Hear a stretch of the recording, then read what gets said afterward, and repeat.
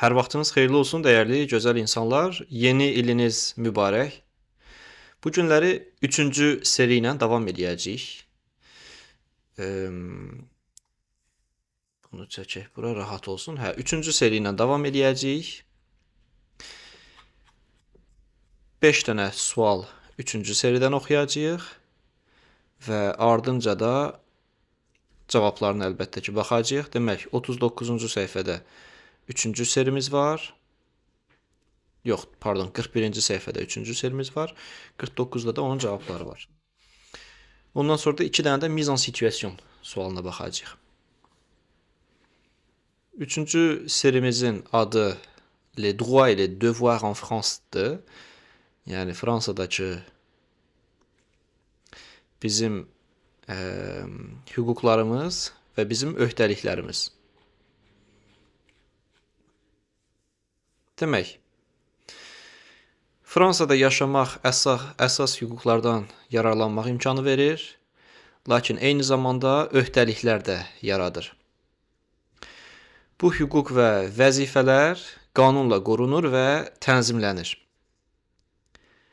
Vətəndaşlıq imtahanında aşağıdakıları yoxlayır. Fransada hansı əsas hüquqlara malik olduğunuzu, cəmiyyət qarşısında hansı vəzifələrinizin olduğunu, qanuna görə nəyin məcburi, nəyin icazəli və nəyin qadağan edildiyini, yəni başa düşdüyünüzü yoxlayır. Hüquqlar həmişə məsuliyyətlə bağlıdır. Yəni qısacası hüquqlarınız var, amma məsuliyyətlə yanaşmalısınız onlara. Yaxşı, davam edək görək burada nə deyir. Kiçik hazırlıq mətni vardı. Azərbaycan hissəsini sadəcə oxuyacağam. Qanunlara əməl eləmək məcburidir. Başqalarına hörmət etmək lazımdır. Əsas hüquqlar, yəni fundamental hüquqlar qorunur. Vəzifələr. Vəzifə deyəndə o öhdəlikləri nəzərdə tutur. Həmin o vəzifələr hamıya aiddir. Qanunu bilməmək məsuliyyətdən azad eləmir. Əgər qanunu bilmirsənsə, hər hansı bir səhvlik eləyibsənsə, o səni məsuliyyətdən azad eləməyəcək. İndi suallara baxaq. 5 dənəsini oxuyacaq dedik. İlk sualımız. En France, respecter la loi et Fransada qanuna hörmət eləmək, riayət eləmək 4 dənə də cavab veribdir. A variantı fakultativdir, yəni istəsəm eləyərəm, istəsəm eləmərəm. B variantı conseiller, məsləhətlidir. Yəni məsləhətdir ki, qanuna riayət eləyəsən.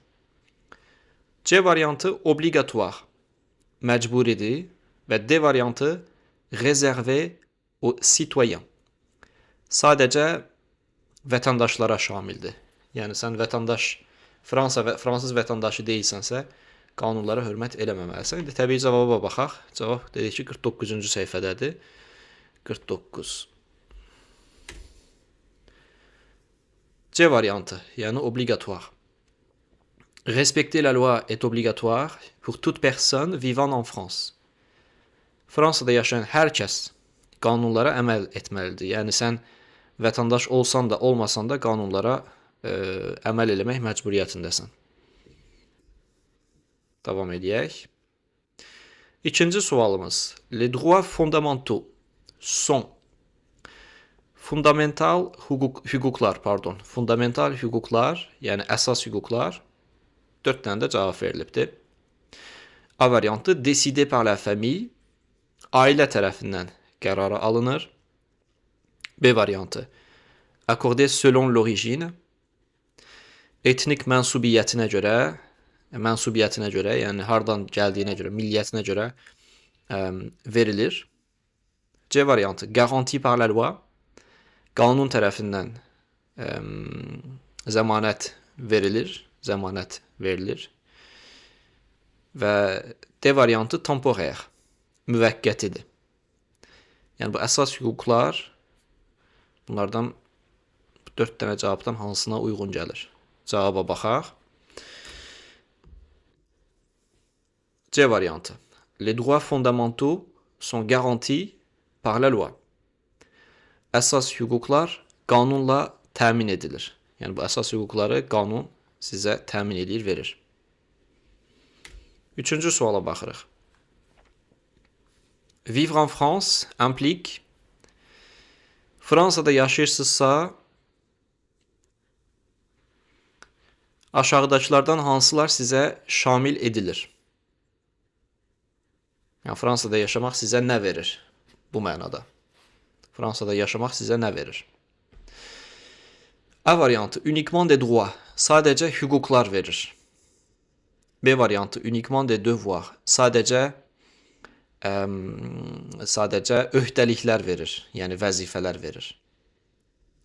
C variantı des droits et des devoirs, həm hüquqlar, həm də vəzifələr, yəni öhdəliklər verir.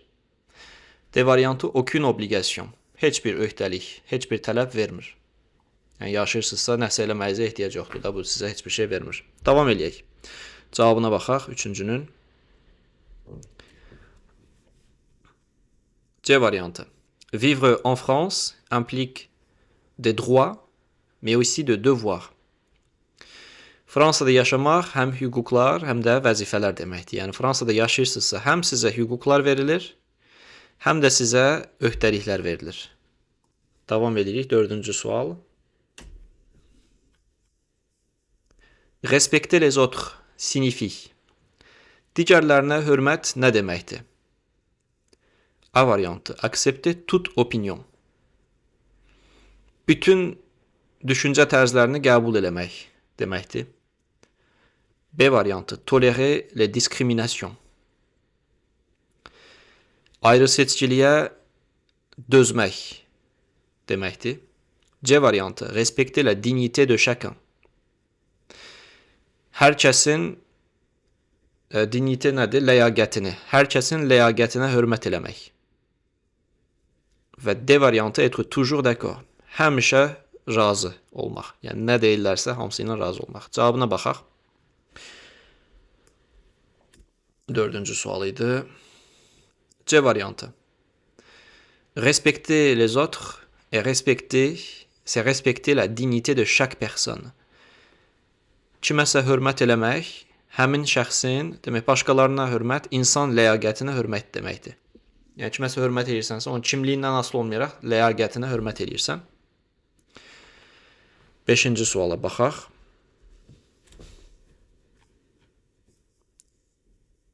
En France, l'ignorance de la loi.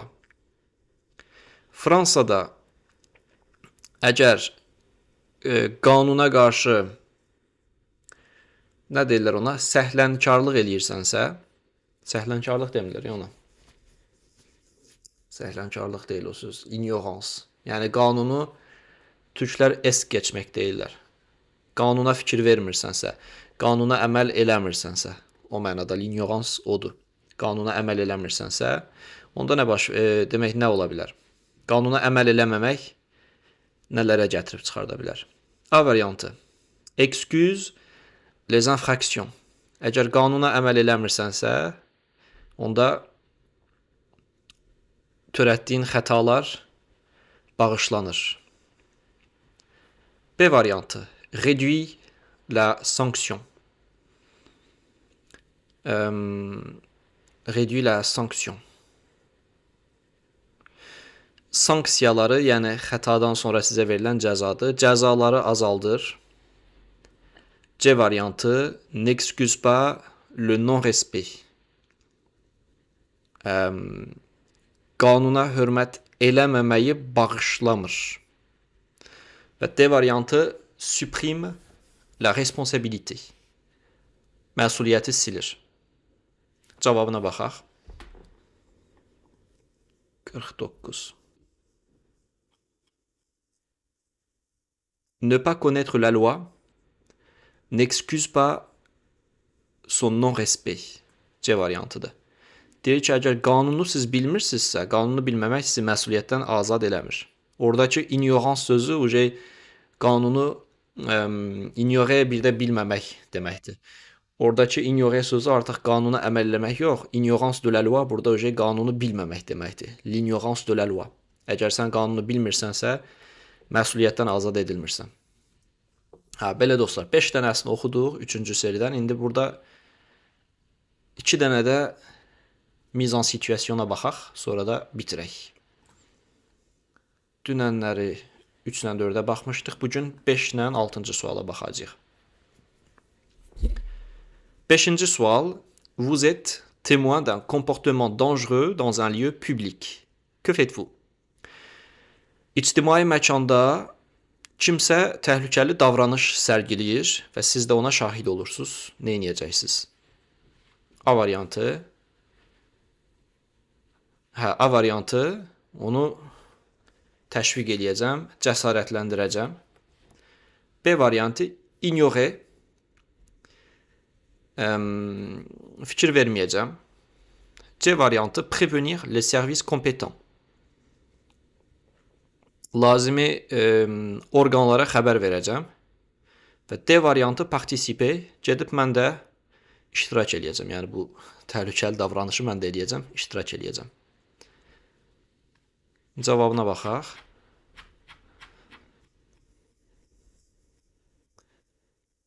Demək, neçənci idi? 5-ci idi, 5-ci idi. C variantı. Il faut prévenir les services compétents. Müvafiq qurumlara məlumat vermək lazımdır. Təbii ki, iştirak eləməyəcəyik. Yaxşı, 6-cıya baxırıq. Votre enfant ne va plus à l'école sans raison valable. Que devez-vous faire? Deyir, uşağınız heç bir səbəb olmadan da məktəbə getmir. Onda nə etməlisiniz? A variantı. L'encourager à arrêter. Cəsarətləndirmək lazımdır ki, də məktəbə getmə. Dəstəkləmək lazımdır. B variantı. Ignorer la situation. Vəziyyətə göz yummaq lazımdır. C variantı. Respecter l'obligation scolaire.